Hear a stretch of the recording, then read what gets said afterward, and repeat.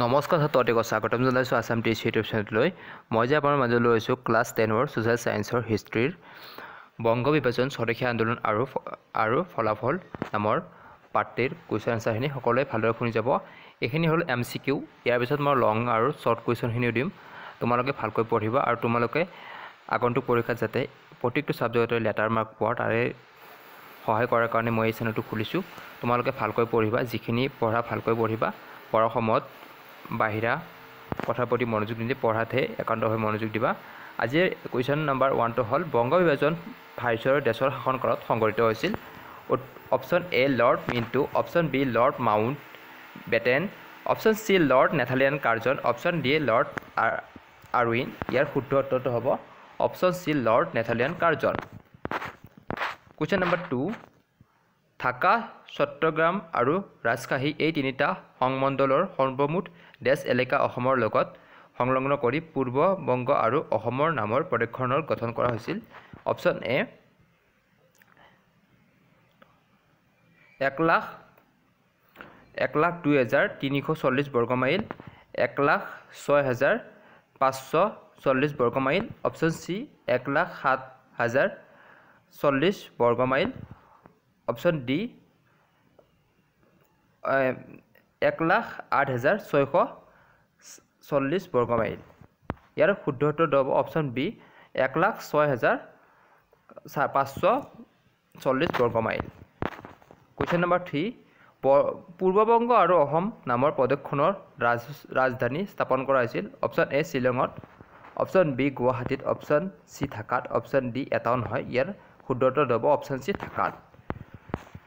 Question number 5, ভাৰতীয় জাতীয়তাবাদৰ প্ৰাণকেন্দ্ৰ বুলি কোন ঠাইত অভিহিত কৰা হয়? এ বংগপ্ৰদেশক, বি দিল্লীক, চি পোৰবন্দৰক, ডি এটাও নহয়। উত্তৰ এ বংগপ্ৰদেশক। কুৱেশ্যন নম্বৰ 5, 1905 খ্ৰীষ্টাব্দৰ তাৰিখে বংগ বিভাজনৰ কাৰ্যকৰী হৈছিল। অপশ্যন এ 26 জানুৱাৰী, অপশ্যন বি 26 অক্টোবৰ, অপশ্যন চি 15 আগষ্ট, অপশ্যন ডি এটাও নহয়। ইয়াৰ শুদ্ধ উত্তৰটো হ'ব অপশ্যন বি 16 অক্টোবৰ। কুৱেশ্যন নম্বৰ 6, বিদেশী পণ্য বৰ্জনৰ প্ৰস্তাৱ গ্ৰহণ কৰা হৈছিল।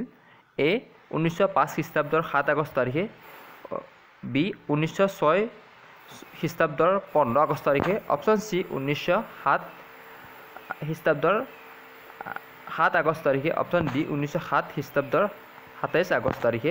ইয়াৰ শুদ্ধ উত্তৰটো হ'ব 1905 খ্ৰীষ্টাব্দৰ 7 আগষ্ট তাৰিখে।